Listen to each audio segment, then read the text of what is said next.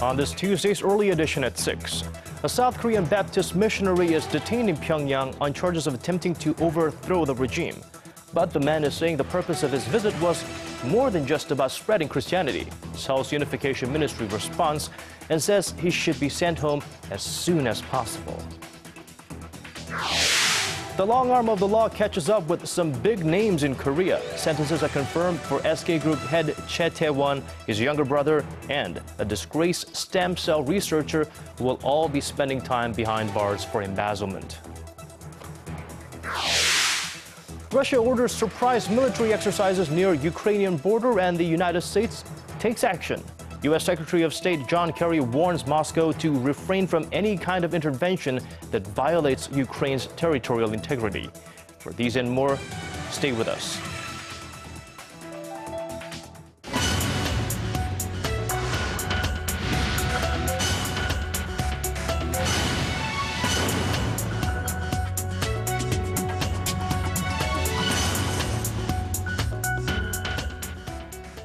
It is 4 a.m. in New York, 10 a.m. in Davos, and 6 on a Thursday evening here in Seoul. Welcome to Early Edition at 6. I'm Kim Hyun-ji. And I'm Daniel Che. Thank you for joining us. A South Korean missionary detained in North Korea. That's our starting point today. That's right. Seoul's Unification Ministry is calling on North Korea to repatriate a South Korean Christian missionary that's reportedly being detained by the North on charges of attempting to overthrow the regime. Jeong-uk, a Baptist missionary, said during a press conference in Pyongyang on Thursday that he has been held against his will in the North since October after being caught on his way to the capital with Bibles and other religious materials. He also said he had received financial assistance from South Korea's spy agency in exchange for providing information about the North. To that claim, Seoul's Unification Ministry said that investigate once Kim returns to the South. But it's also worth pointing out that Pyongyang is known to coerce statesmen out of the people it detains. Seoul's Unification Ministry said North Korea notified South Korea about the arrest in November, but ignored repeated calls to identify the detainee until this Thursday. And in other news, this just coming in, North Korea and Japan have reportedly agreed to hold Red Cross talks early next month, and we'll bring you the details as they surface. U.S. Secretary of State John Kerry has slammed North Korea for its systematic human rights abuses after a UN-mandated report shed light on the dire situation. He called the isolated nation a, quote, evil place. Our Oh Jin-ju has the details. In his strongest condemnation of North Korea yet, U.S. Secretary of State John Kerry has branded the country an evil place and slammed the regime for its grave human rights abuses and nuclear weapons program. In an interview with American network MSNBC on Wednesday, Kerry said there was no doubt North Korea is one of the most closed and cruel places on earth, and there is evil taking place there that all of us should be deeply concerned about.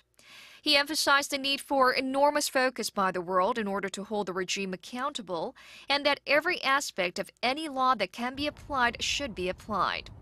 Addressing the serious human rights abuses and corruption in the North, the top U.S. diplomat pointed out that North Korea has conducted numerous executions and forced people to watch them do so. Kerry also said he had very serious discussions on North Korea's nuclear weapons program with Chinese officials during his recent trip to Beijing, and added the two countries will continue to press Pyongyang to take action. Kerry's comments come after a UN-mandated inquiry last week described systematic, widespread, and grave human rights violations taking place in North Korea. The inquiry will present its findings to the UN Human Rights Council in Geneva next month and call on the UN to refer the situation in the North to the International Criminal Court. Oh Jin-ju, Arirang News. President Park Geunhye has joined the Council of Women World Leaders, a network of former and current female prime ministers and presidents. The council said Wednesday that it's happy to have President Park as one of its 48 members. It added it hopes to promote women's leadership in conjunction with the president, noting that she has sought to eradicate violence against women and children through social policies. President Park was invited to join the council when she was inaugurated as the first female leader of Korea in February of last year. Established in 1996, the council encourages young female leaders and aims to raise issues that are important to women. Korea's household debt recently passed the monumental figure of 1 quadrillion won, or roughly 931 billion US dollars. Now, that's obviously a huge concern for those being buried under massive amounts of debt, but also worrisome for the government as it tries to inject new life into the economy. To tackle the problem, the government announced a series of policy measures on Thursday. Our National Assembly correspondent Jeong-uk reports. The government announced on Thursday a set of measures for tackling the country's chronic household debt problem, with Finance Minister Hyun-suk saying the government will be proactive.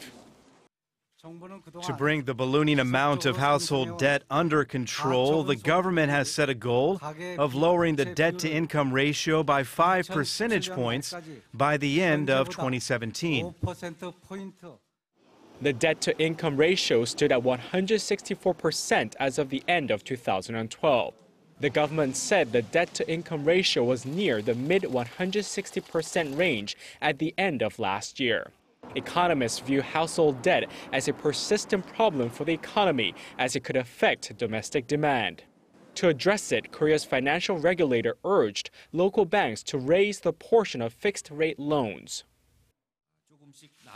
The Financial Services Commission plans to push local banks to increase the portion of loans with fixed interest rates and encourage households to repay the principal and interest together. The regulator hopes to raise the portion of both fixed-rate loans and principal interest repayments to 40% by the end of 2017. Financial regulators also said the growth in the amount of debt held by self-employed people or people using secondary financial institutions such as savings banks say it's a bad sign, as people in this group tend to have higher rates of defaulting on their debt. Jeong-uk, Arirang News. Korea has posted its 24th consecutive monthly current account surplus, but the amount narrowed to its smallest in almost a year in January. The Bank of Korea says the country's current account surplus stood at slightly over $3.6 billion in January. That's down some 40% from a month earlier due to a fall in exports and increased spending on overseas travel. The central bank said exports dropped in January because most of the country took time off over the Lunar New Year holiday. Korea's yearly surplus for 2013 clocked in at a record $70.7 billion. But the central bank expects this to drop to $55 billion this year as the government looks to strike a better balance between domestic demand and exports. Korea's Supreme Court on Thursday upheld a 4-year prison term for Choi Tae-won, the head of SK Group, for embezzling company funds. Choi was convicted of embezzling some $43 million from 2 SK Group subsidiaries to make personal investments in stock futures and options in 2008. His younger brother, Choi Jae-won, was sentenced to 3 years and 6 months behind bars for collusion. SK is the country's 3rd largest conglomerate and has more than 90 affiliates.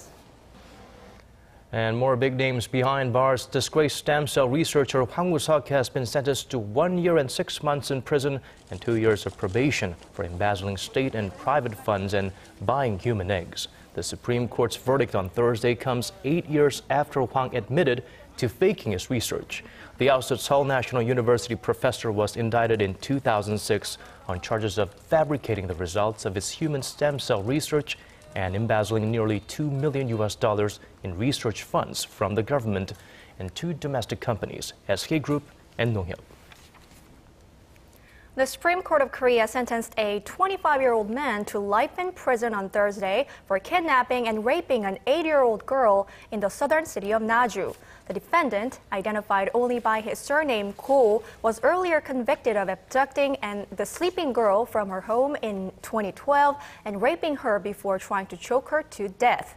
The High Court also upheld a lower court's decision that will require Ko to undergo chemical castration over a 5-year period. It's the first time the Supreme Court has ruled in favor of chemical castration on a sex offender. The case sent shockwaves throughout the nation when it first happened and prompted the government to take a stronger footing on sex offenses.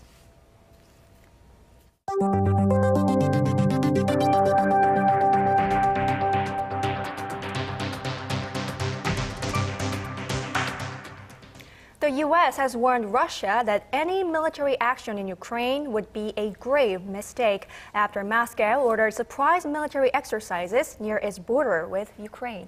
And this comes as Ukraine's interim leadership named the individuals it wants to form a new cabinet with. Our Kim Min-ji has more. The United States is stepping up the pressure on Russia not to intervene in Ukraine. U.S. Secretary of State John Kerry on Wednesday warned Moscow that any kind of military intervention that violates Ukraine's territorial integrity would be a grave mistake. This came after Russia ordered surprise military exercises near the Ukrainian border. Although the war games are said to be nothing unusual, the timing raises suspicion of a possible military intervention in Ukraine. Russia's defense ministry said, however, the exercises were to check combat readiness of armed forces and have nothing to do with Ukraine's internal affairs. In the meantime, Ukraine is in the midst of a shaky transition. The interim leadership announced Wednesday its lineup for a new cabinet following the ousting of President Viktor Yanukovych last week. The Maidan Council, Kiev's main protest camp, proposed Arseny Yatsenuk, a former economy minister, as prime minister, and Alexander Schlapak, former deputy head of the central bank, as finance minister. The full list of proposed leaders will be presented to Parliament on Thursday for approval. If confirmed, officials will likely seek aid from Western powers to stave off default, as Russia is expected to back away from a $15 billion bailout program it offered Yanukovych. The U.S. said it was considering loan guarantees and additional funding to assist Ukraine.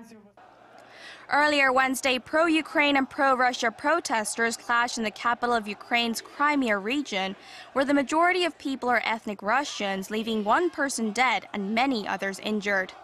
Yanukovych fled Kiev last Friday after days of violence. The new government wants him tried at the International Criminal Court for ordering the killing of scores of anti-government protesters. Kim Min-ji, Arirang News.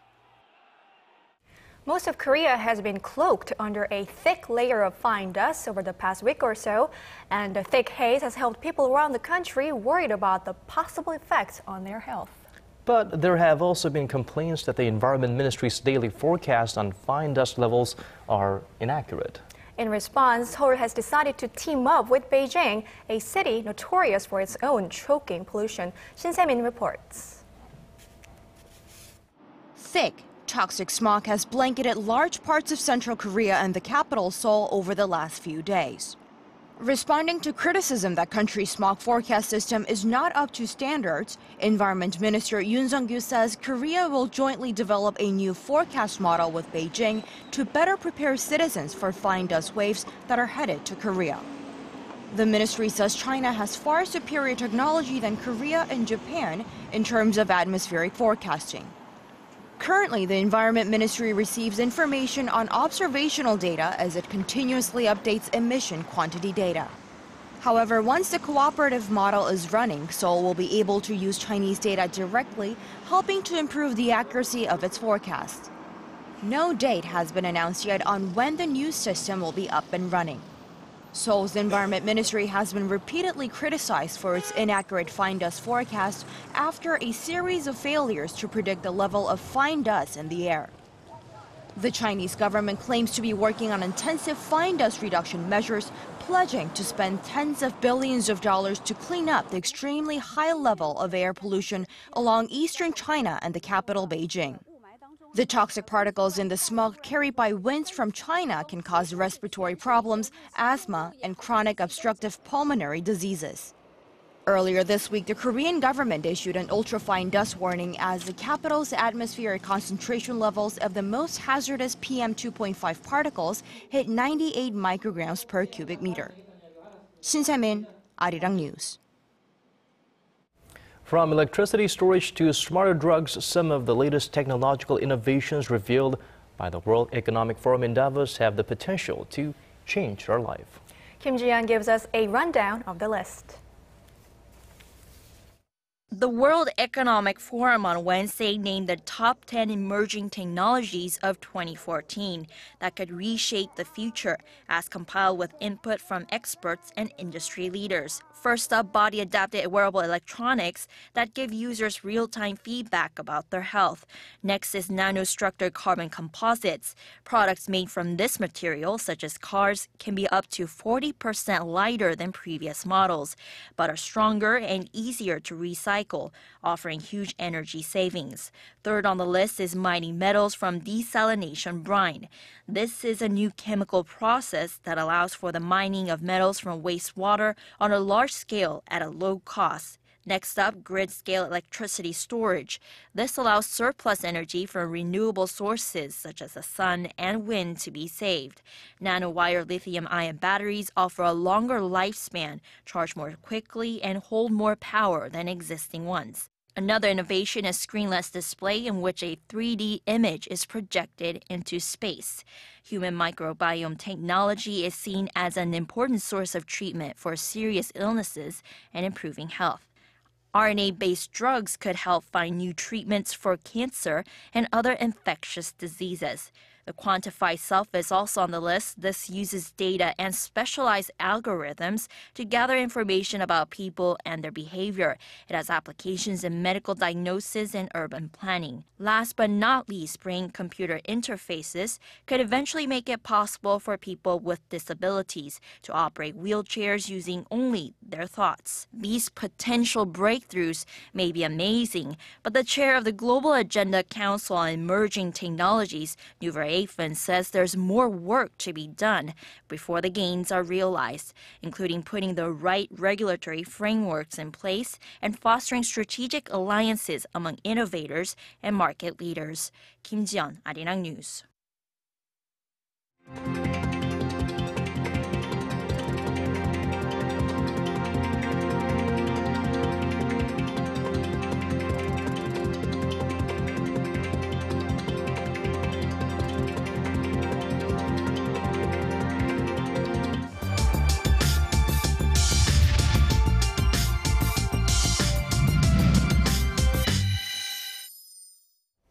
In her first year in office, President Park Geun-hye focused on creating a framework for promoting culture. She has said time and time again that convergence between culture and industry is crucial for the nation's growth. And today we would like to take a moment to reflect on the achievements of the Park administration in the field of culture and talk about the prospects for future developments. And to do that, we have Dr. Emmanuel Pastrage, Director of the Asia Institute at Humanities College of Geunhye University, joining us. Hello, Dr. Pastrage. Thank you for joining us. Thank you. It's an honor to be here. The this government has put a heavy emphasis on cultural enrichment, yes. And yet, some people are still wondering what the term really means, and they say the term hasn't been really articulated clearly. So tell us, what is this cultural enrichment that the government envisions? So, of course, it's a massive shift, I think, in the priorities for the Korean government, and we have to understand that it's going to take some time, I think, to fully articulate. The fundamental shift is that over the last 40 years, starting from the 1960s, the basic assumption has been that technology is the driving force for economic growth, and there's a new paradigm which has been introduced over this last year through the work on cultural enrichment and the committee that I've been working with to sort of say that cultural development, artistic expression, and the articulation of a new sort of civilization is the potential for added value in the Korean economy going forward. And of course, one of the greatest accomplishments by the Park administration is the enactment of the basic law on culture, which means more opportunities for the common folks to enjoy arts, to have more access, easier access, lower prices, of course, and artists, a lot of struggling artists will be provided some boost or support from the government, right? Yes, yes. So my mother was a starving artist. I have great sympathy for that, and I am really excited about this development because Korea has some of the greatest sort of artistic expression going on, and we haven't really had that sort of full throttle support for artistic and creative activities. So it represents a fundamental shift in how Koreans perceive the value of culture And of course, there are specifics for the funding of the Sejong cultural centers, funding for essentially all citizens to be involved in cultural activities. And this is a very important thing. Once people start to engage in culture and create their own culture, it can be amazingly empowering, I think.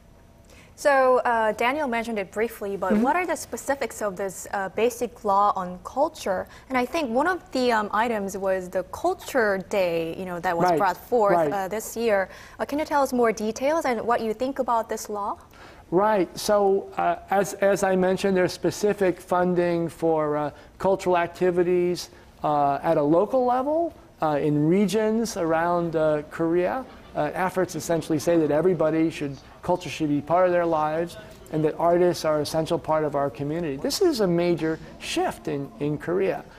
However, I would say in a way it's also a return because Korea traditionally, over the last 600 years, culture was primary. Cultural issues were the primary issue for development of the country. And this is, in a way, Korea returning to its roots, but also an embracing of the power of culture in an internet society. Right. Internet easily overshadows all of our cultural gems. It's time for us to really look beyond the online realm we enjoy here in Korea. Well, moving on, of course, setting these rules and trying to implement cultural, policies is one thing.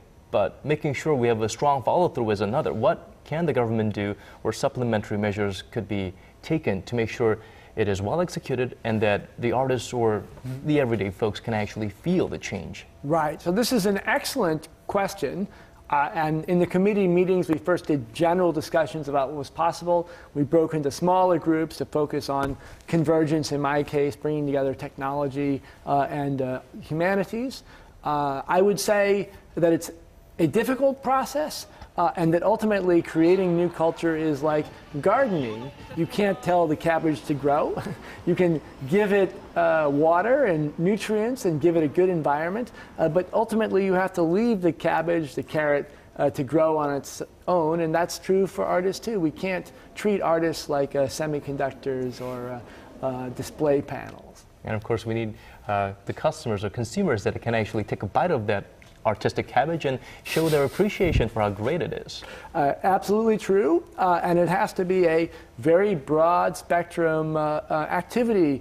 It has to involve everything from kindergarten all the way up to elderly people to see that culture is an essential part of our lives, and that ultimately Korea's destiny will be determined. And I think this is a very accurate, perceptive move on the part of the Korean government that culture is a determining factor. So the Park Geun-hye administration is moving into its second year. Yes. Do you have any advice for this administration? What should be the first priority for the government to really bring about cultural enrichment? Well, that's an excellent question. I have lots of thoughts on it. Let me just say that I think there's so much content in Korea all around us which is simply not being introduced to the world, and we need a very much broader sense of the artists, the writers, and the just innovation we see all around us in Korea to say this is something really worthy of getting out, and that's why I appreciate your work in introducing some of the highlights of what's happening in Korea today for the world. Well, of course, we appreciate you coming in and making sure everything is lit up and we understand the fine prints. We look forward to having you back here again, Dr. Emmanuel Pastrich. As always, thank you again. Thank you.